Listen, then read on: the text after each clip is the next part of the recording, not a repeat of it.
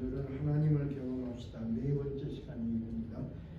첫 번부터 우리 다시 한번 봉독하고 네 번째 말씀은 한번 더 봉독합시다. 시작. 하나님은 당신 안에 계십니다. 하나님은 당신과 실질적이고 개인적이고 지속적인 사랑의 관계를 추구하십니다. 하나님은 당신이 그분의 일에 참여하도록 당신을 초청하십니다. 하나님은 자신과 자신의 목적들과 길들을 보여주기 위하여 성령님에 의해 성경, 기도, 환경과 교회를 통해서 말씀하십니다.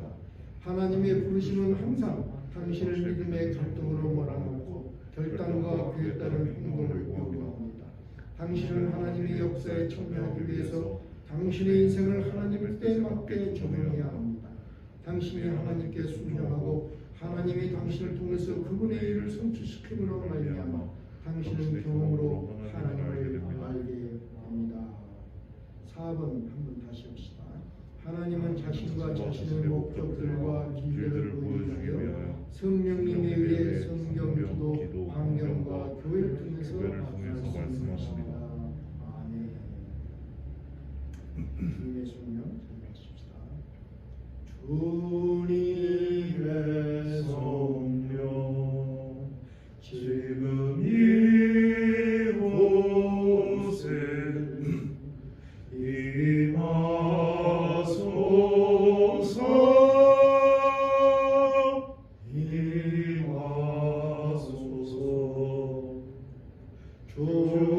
주님의 성령 지금 내 안에 임하소서.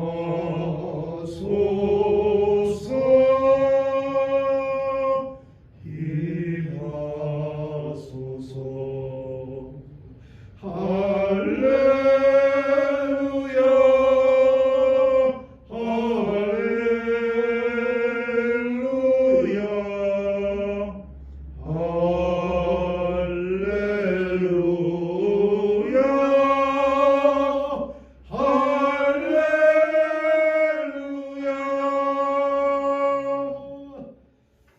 살아서 역사하신 아버지 하나님,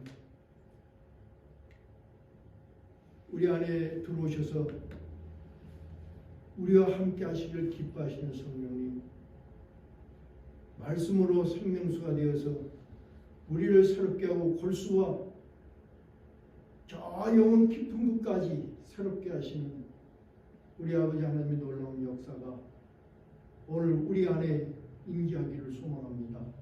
성령님 오시고 역사하여 주시옵소서. 말씀 오늘 다시 한번 거듭나게 하시고 그 말씀을 가지고 다시 한번 주저앉는 곳에서 뛰어 일어나게 하시고 그 말씀으로 종교적인 생활이 아니라 예수님의 제자의 삶을 사는 우리 모두가 될 수 있도록 오늘 이 시간 축복해 주시옵소서.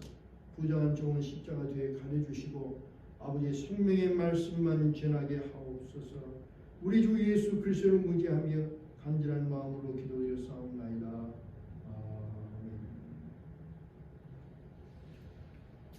아멘. 하나님을 경험합시다를 다시 한번 보면요, 이것이 이렇게 긴 텀이 될 수도 있고 아주 짧은 텀에 이 7가지 원리가 적용이 될 수 있습니다. 여기서 중요한 것은 뭐냐? 중요한 것은 하나님은 우리 안에 계시고 하나님은 우리를 말씀하시고 하나님은 끝없이 우리를 부르신다. 중요한 것은 그 부르심에 우리가 부르심을 들어야 되고 또 부르심에 응답해야 되고 응답하는 것뿐만 아니라 응답하는 것을 실천할 때, 잘 알지 못하지만 실천할 때 하나님의 경험으로 알 수 있다. 이렇게 우리가 정리를 하면서 한 부분들을 생각해 볼 수 있겠습니다. 지금 말씀 그대로 여러분, 하나님은 우리에게 지금도 말씀하고 계십니다. 우리 믿는 자들의 그 소망이 뭐냐면 하나님 음성을 들어보는 것입니다. 그렇죠? 그 전에 우리 그 집사님 한 분이 젊은 분인데 한국 연대에서 수학을 전공을 했어요. 수학 박사예요. 그래서 미국에 왔는데 미국에 와서는 유학을 와서 뭘 했냐면 그 소프트웨어를 전공을 하는 아주 수재입니다. 이 친구하고 성경 공부를 같이 하는데 1대1로 성경 공부를 하는데 창세기 1장 1절부터 이해가 안 된다는 거예요. 못 넘어가요. 그러면서 하는 말이 자기도 답답하니까 목사님 하나님 음성을 한번 들어봤으면 좋겠어요.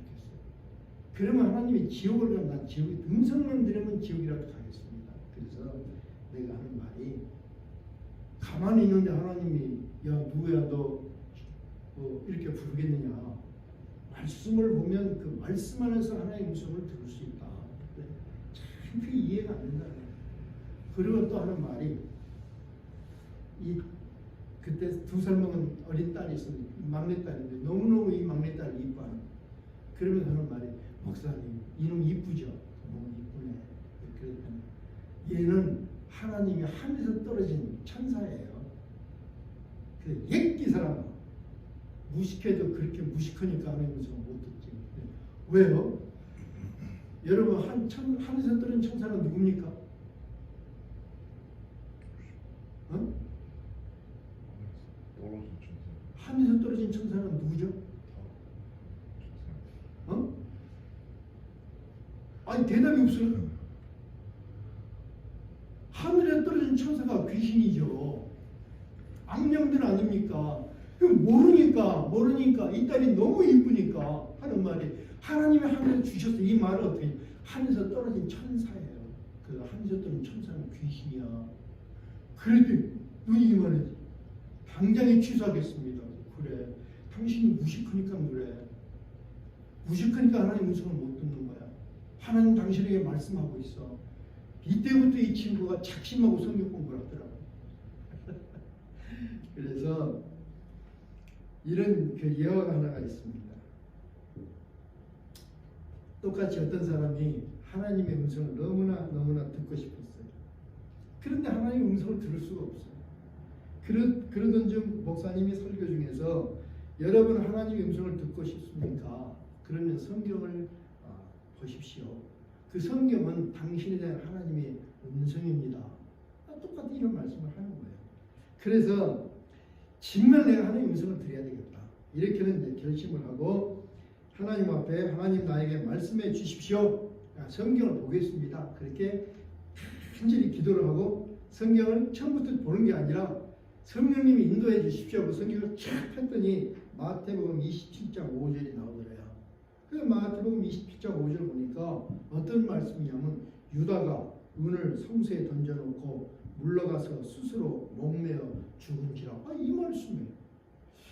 유다가 아니 왜 유다의 말씀을 줬을까? 나는 유다처럼 하나님을 배반하지도 않았는데. 그리고 가서 목매어 죽으라니. 이거는 나에게 주신 말씀이 아니다. 이렇게 생각하고는 다시 성경을 덮고 또 다시 하나님 앞에 간절히 기도했답니다. 하나님 나에게 말씀을 주십시오. 그러고는 다시 성경을 탁 열었는데 누가복음 10장 36절이 나오더라고요. 그 읽어보니까 예수님이 하신 말씀이 누가 강도를 만난 자의 이웃이냐? 그리고는 이 자비를 베푼 자입니다 하는 대답을 사람들이 하니까 예수님 말씀하되 가서 너도 이와 같이 자비를 베풀라 하신 그런 내용. 이 말씀을 이렇게 보면서 그는 스스로 말하기를 지금 내 코가 석자인데 가서 누구를 먼저 도우라고 하는 말씀인가. 내 코가 석자인데 이것도 나에게 주신 말씀이 아니다 생각하고는 성경을 다시 덮었습니다. 그럼 또 기도했어요. 한 번만 더 해보자. 다시 기도하고 성경을 딱 펼쳤습니다. 그랬더니 요한복음 13장 27절이 나옵니다.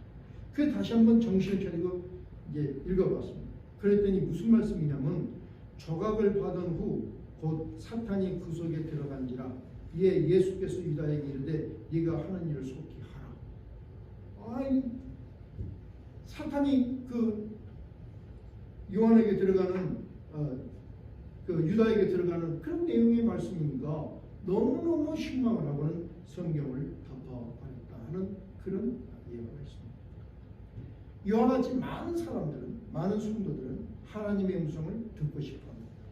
그런데 하나님의 말씀을 듣고 싶고 하나님 말씀을 따라 살고 싶고 하는데도 하나님 음성을 듣지 못합니다. 왜 그럴까? 그것을 예레미야 7장 13절의 그 이유를 이렇게 말씀을 해요.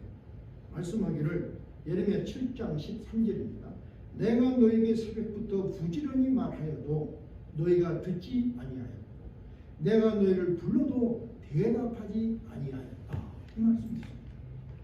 내가 하나님이 내가 너를 새벽부터 부지런히 하나님의 열심으로 새벽부터 너를 불렀는데 너희가 듣지 아니했다. 내가 너희를 불러도 너희가 대답하지 아니했다. 이 말씀을 합니다. 대화라는 것은 뭐냐면 어디서부터 시작되냐면 듣는 데서부터 대화가 시작되어지고 응답하면서 대화가 이어지는 것입니다. 그런데 하나님 말씀하기를 나는 새벽부터 부지런히 너에게 말하고 있는데 너희가 듣지 않는구나. 그래서 다시 크게 불러도 너희가 대답하지 않는다. 이렇게 말씀했습니다. 그러면 왜 불러도 대답을 하지 않고 하나님 말해도 듣지 못할까? 그 실상을 예레미야 7장 8장에서 말씀을 아주 적나라하게 말씀하고 있는데 그 7장과 8장에 있는 말씀을 제가 세 가지로 요약을 했어요.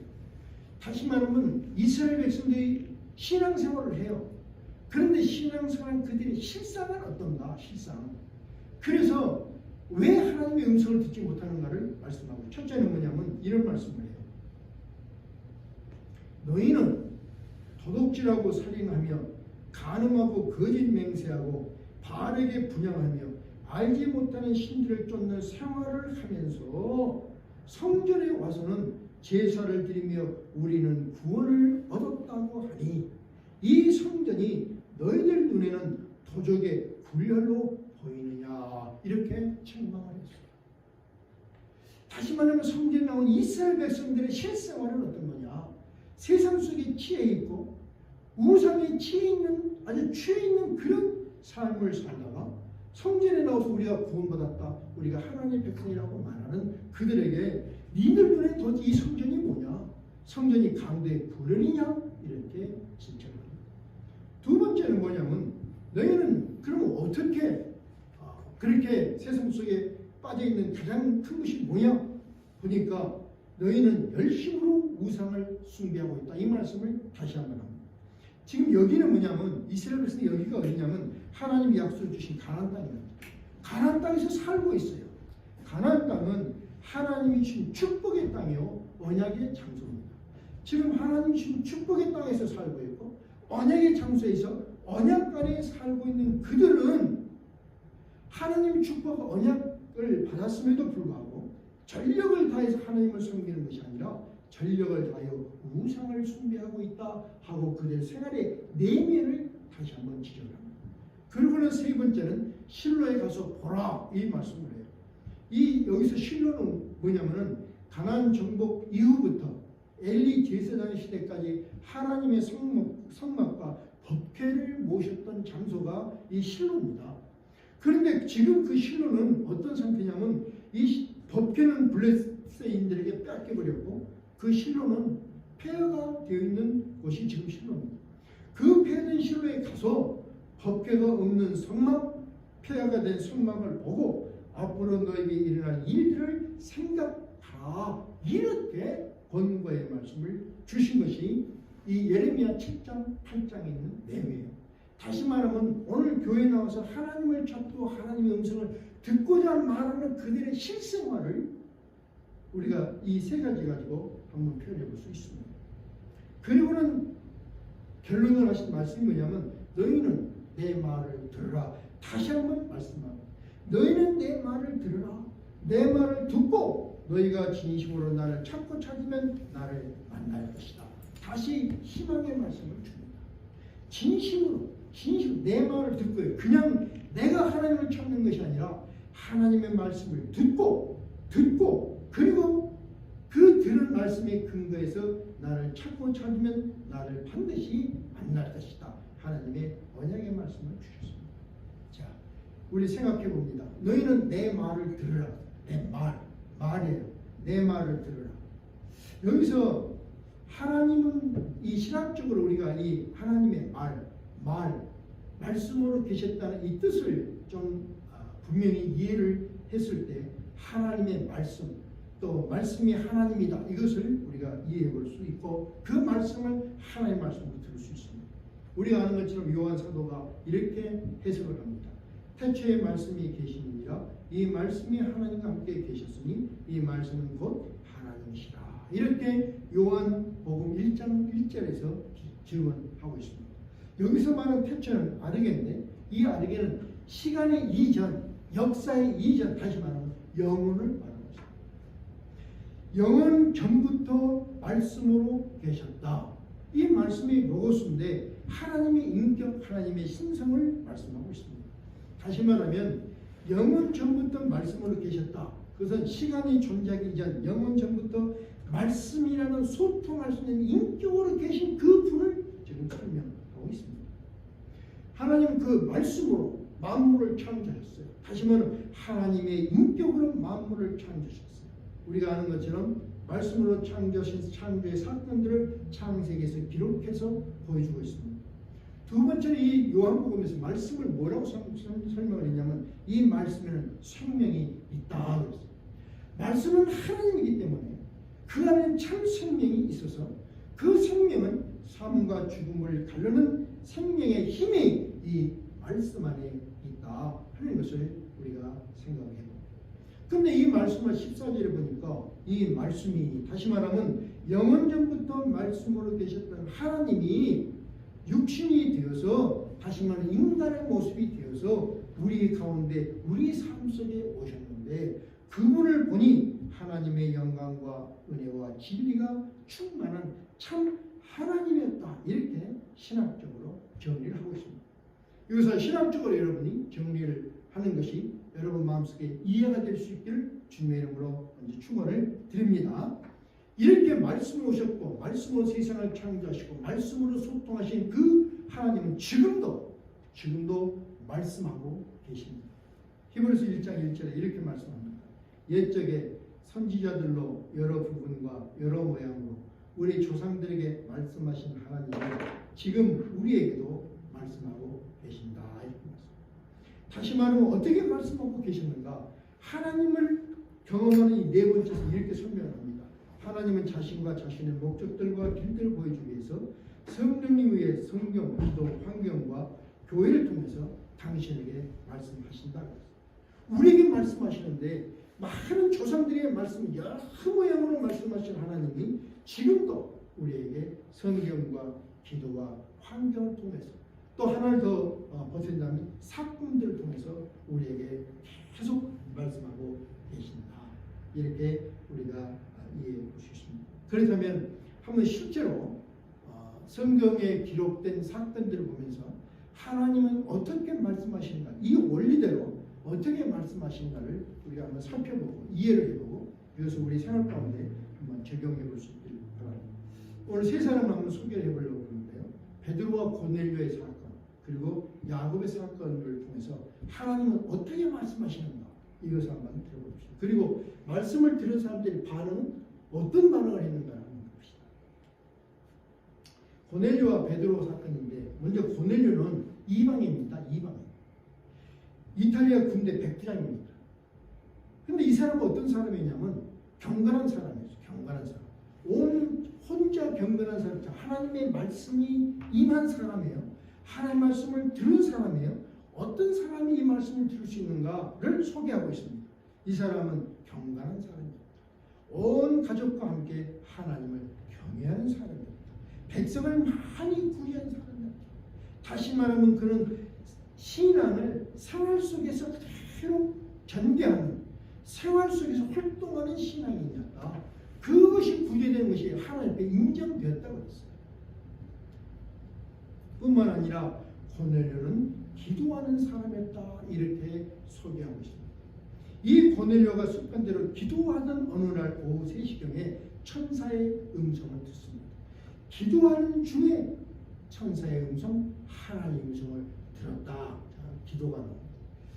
이 천사가 뭐라고 말하냐면 내 기도와 구제가 하나님 앞에 상달되어 기억하신 바가 되었다. 다시 말하면 이론적인 신앙이 아니라 실제적인 신앙의 삶이에요. 그런 고넬료가 하나님께 기억돼야 행함 있는 믿음을 말하고 있습니다. 그 행함 있는 믿음 있는 그 고넬료에게 말하기를 옆에 있는 베드로에게 사람을 보내어 그를 초청하여 그의 말을 들어라. 말을 들어라. 그래서 이 고넬료를 보니까 즉각 하나님의 말씀을 듣고 생각하고 나중에가 아니라 즉각 자기 종을 베드로에게 있는 욥바로 보냅니다. 이 종도 이 욥바에서 가이사라에서 욥바까지 거리는 약 50km, 걸어서 약 10시간이 되는 그런 거리입니다. 그런데 이 종도 참 경건했던 사람인 것 같아요. 이 고넬료의 말을 듣고는 즉각 출발을 하고 밤새도록 달려서 그 다음날 정오에 욥바에 있는 시몬의 집에 도착을 합니다. 그러니까 하나님의 말씀을 듣고 그 하나님의 말씀을 이해하는데 밤새도록 즉각 행동하는 그런 모습을 우리가 함께 볼 수 있습니다. 그런데 또 재밌는 것은 지금 이 같은 시간에 하나님의 메시지를 들고 그 종이 밤새도록 달려오는데 그 같은 시간에 베드로는 시몬의 지붕 위에서 기도하고 있었습니다. 기도하고 있었어요. 그랬더니 기도하는 중에 환상을 보이시는데 하늘에서 뭐가 담겨있는 보자기가 내려오는데 그 보자기 네 귀퉁이가 묶여있는 그런 어떤 그릇이 자기에게 내려옵니다. 그래서 그 보자기를 끌어보니까 10장 12절에 뭐라고 되어 있냐면 그 안에는 땅에 있는 각종 네 발 가진 짐승과 기는 것과 공중에 나는 것들이 가득 들어 있는 그런 짐승들. 다시 말하면 이스라엘 사람 유대인들이 아주 부정하고 아주 불결하게 생각하는 절대 먹지 않고 손대지 않는 그런 짐승들, 그런 음식들이 들어있었어요. 그런데 그런 것을 보여주신 하나님 말씀하기를 베드로야 일어나서 잡아먹으라. 그러니까 베드로가 아니 주여 그럴 수 없습니다. 이 부정한 음식을 저는 결코 먹어본 적이 없습니다. 그래서 하나님 말씀하기를 내가 깨끗한 것을 네가 속되다 하지 마라. 이 문답이 3번 반복이 됩니다. 다시 말하면 하나님 지금 베드로는 기도하고 신실한 사람이었지만 베드로의 신앙 속에 가장 앞장에 있는 것은 언제나 전통과 상식 안에 벗어나지 못한 신앙의 삶을 살고 있었다 하는 것을 지적하고 있습니다. 이렇게 이런 일이 3번 있은 후에 그 그릇이 하늘로 올라갔고 베드로는 이 환상의 뜻이 무엇인지 이해하지 못했습니다. 베드로는 예수님의 수지자요 기도하는 사람이었는데도 불구하고 하나님의 음성을 들었는데 이해를 할 수 없었다. 이렇게 이해하지 못하고 있을 때 성령님이 설명을 합니다. 보혜사 곧 아버지 이 성령님이 말씀하기를 성령께서 그에게 말씀하시되 두 사람이 너를 찾을 것이니 일어나 내려가 함께 가라. 내가 그들을 보내었느니라. 다시 말 성령이 지금 무슨 하나님 말씀을 들었고 환상을 봤는데 깨달을 수가 없는 거예요. 다시 말하면 상식과 전통에 맞지 않는 거예요. 이해할 수가 없는 거예요. 그러니까 성령이 깨닫게 하여 주십니다. 예수님은 성령에 대해서 이렇게 분명히 말씀하시는데 보혜사 곧 아버지께서 내 이름으로 보내실 성령 그가 너에게 모든 것을 가르치고 내가 너에게 말한 모든 것을 생각나게 하신다. 이렇게 우리에게 분명히 말씀해 주셨습니다. 자, 성령의 음성을 들었어요. 음성을 들었지만 아직도 이해가 안 되는 거예요. 그래서 고넬료의 종은 이방인입니다. 이방인과 이스라엘 백성 유대 민족들은 절대 한 집에서 한 방에서 자지 않습니다. 또 자기 집에 재우지도 않습니다. 그런데 이제 천사의 음성을 듣고 고넬료의 그 종을 불러들여서 하루를 자기 그 시몬의 집에서 유숙하게 하고 그 종을 따라서 함께 나섭니다. 이렇게 가면서도 왜 하나님께서 이 일을 행하시는지를 알 수가 없었습니다. 드디어 고넬료를 만났어요. 그리고 고넬료의 그 간증을 듣습니다. 그 간증을 듣고 하는 말이 내가 이제서 깨달았다 이렇게 말합니다. 뭐라고 말하냐면 내가 참으로 하나님은 사람의 외모를 보지 아니하시고 각 나라 중 다시 말하면 이방인 중에서도 하나님을 경외하며 의를 행하는 사람은 다 받으시는 줄을 이제 깨달았다 그랬어요. 자, 여기서 베드로와 고넬료의 경험을 통해서 우리가 이해할 수 있는 것은 뭐냐면 하나님께서는 환상 다시 말하면 말씀을 주신다. 하나님 우리에게 말씀을 주신다. 근데 그 말씀은 이해가 안 되고 상식과 형편에 맞지 않는다. 그러나 그 말씀을 따라 행할 때 성령님이 도우시고 성령의 도우심 안에서 우리가 하나님의 뜻을 경험으로 알게 된다. 이렇게 우리가 이 원리를 정리해 볼 수 있습니다. 이 원리 이해되십니까? 이해돼요? 됩니까? 오케이. 이것을 여러분에게도 지금 적용을 해야 됩니다. 하나님이 말씀하신다. 이걸 먼저 우리가 기억을 해야 됩니다. 현철 형제님 기억돼요? 하나님은 아침부터 하루 종일 현철이 부르면서 말씀하고 대화하고 계신다. 동의하시면? 네. 내가 그래서 기도하면서 하나님께 귀를 기울이면 하나님 소리를 들을 수 있다. 그런데 이 하나님 말씀을 이해가 안 된다는 거예요. 내 환경과 맞지 않는다는 거예요. 내 상식과 내가 가는 길과 맞지 않는다는 거예요. 그러나 이 말씀을 가지고 고민하고 기도하면 성령님이 다시 깨닫게 하시고 가르쳐 주신다. 그래서 이 말씀을 따라서 내가 행동하면 하나님의 뜻을 경험으로 알게 된다. 자, 한 사람을 더 봅시다. 야곱을 봅시다. 야곱이 도망자가 되어서 광야에서 밤을 지새울 때입니다. 이 밤을 지새울 때 우리가 아는 것처럼 하나님이 야곱에게 오셔서 말씀하시기를 내가 너와 함께 있어 내가 어디로 가든지 너를 지키며 너를 이끌어 이 땅으로 돌아오게 하고 내가 내게 허락된 것을 다 이루기까지 너를 떠나지 아니하리라. 야곱이 하나님을 함께 찾은 것이 아니었어요. 하나님이 야곱에게 말씀하셨어요. 야곱의 마음은 간절했겠죠. 어떻게 하나님을 찾고 만날지도 몰라요. 그러나 그는 그 마음은 간절하게 하나님을 의지할 마음이 있었어요. 그런 그에게 하나님이 말씀하시니까 이때 그 말씀이 들린 거예요. 그러자 야곱이 응답합니다. 나와 함께하여 어디로 가든지 지켜 이 땅으로 돌아오게 하시겠다고 약속하신 이곳에 하나님의 성전을 세우고 11조를 드리겠습니다. 이렇게 응답을 했습니다. 여기가 어디냐면 베델이에요. 베델. 이 베델은 문자적으로 보면은 하나님이 계신 곳이라는 그런 의미를 가지고 있습니다. 그러나 야곱의 의미로 보면은 가장 낮아지고 무력하게 쓰러졌던 실패의 자리가 베델이에요. 야곱이 완전히 쓰러져서 아무 소망도 가질 수 없는 실패의 자리가 베델이었다. 그런데 그 실패의 자리에서 하나님은 다시 용기를 주고 축복의 자리로 변화시켰다. 무엇으로? 약속과 언약의 말씀으로. 이것도 기억할 수 있기를 바랍니다. 하나님은 말씀을 주시고 은혜를 주시고 우리에게 용기를 주시고 말씀으로 소망을 주시는데 언제 내가 실패의 자리에서 낙담되어 있습니다.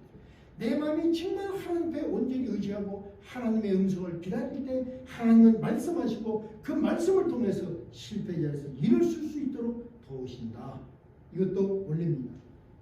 이 원리 그대로 하나님은 야곱을 축복해 주셨습니다. 그리고 야곱은 대가족을 이루고 거부가 되었습니다.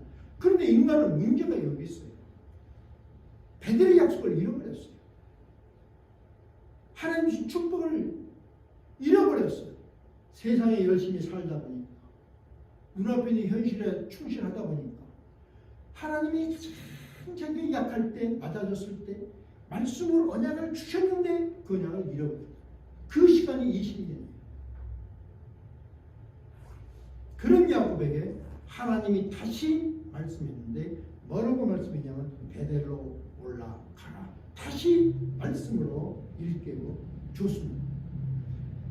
야곱은 말씀에 순종했습니다. 근데 이 말씀에 순종했을 때 그 형편은 또 어땠는가?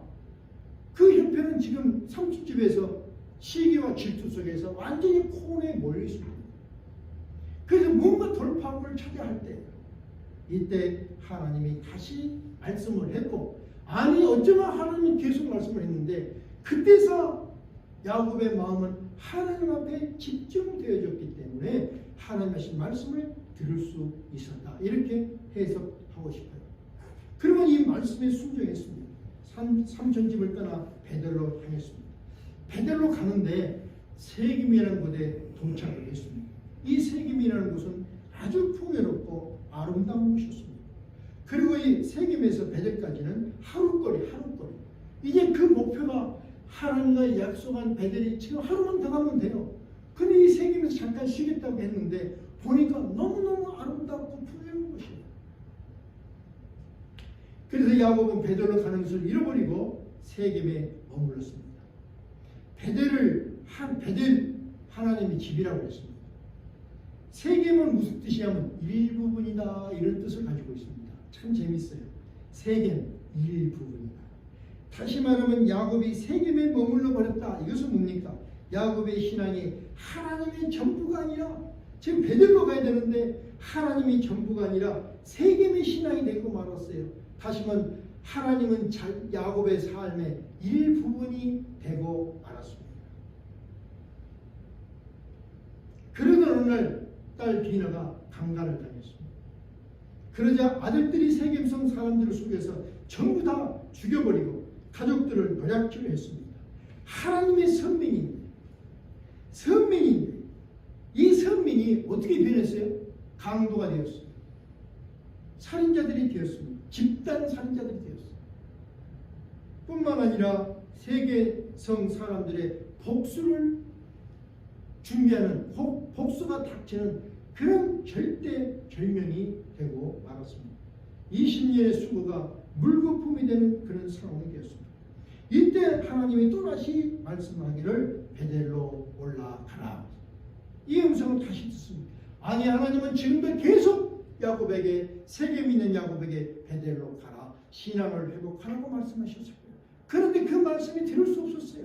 그런데 이런 절대절명의 시간대 다시 한번 야곱의 마음이 하나님 앞에 집중됐더니 하신 하나님의 말씀하신 하나님의 말씀을 들을 수 있었더라 하는 것을 우리가 봅니다.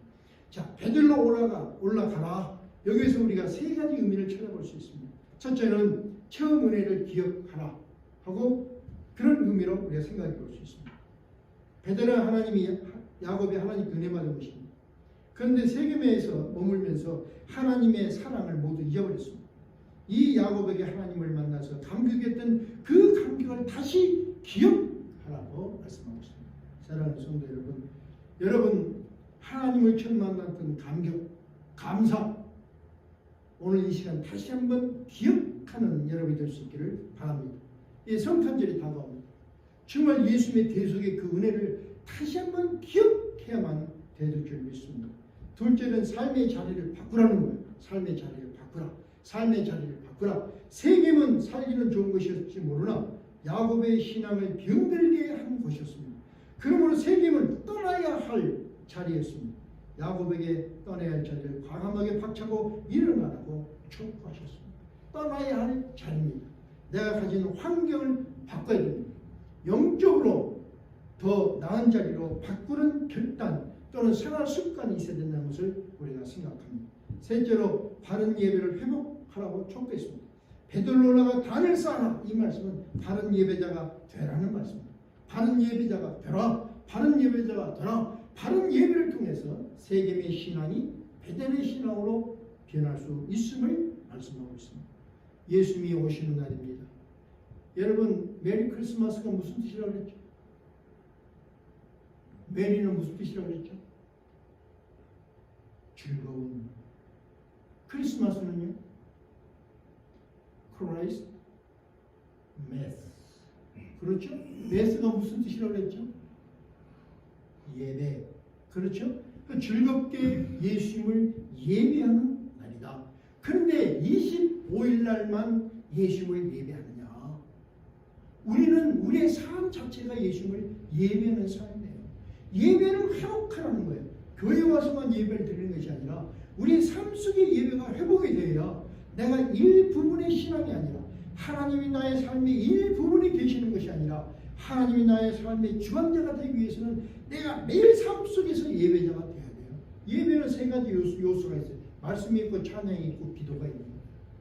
그러면 내 삶 속의 순간순간 밥을 먹어도 화장실에 가도 내 입술, 내 마음속에는 찬양이 있고 기도가 있고 말씀이 있다면 그 사람은 예배하는 삶입니다. 사랑하는 성도 여러분, 이 예배를 회복하고 예배의 생활을 회복하는 여러분 될 수 있기를 주님의 이름으로 축원합니다.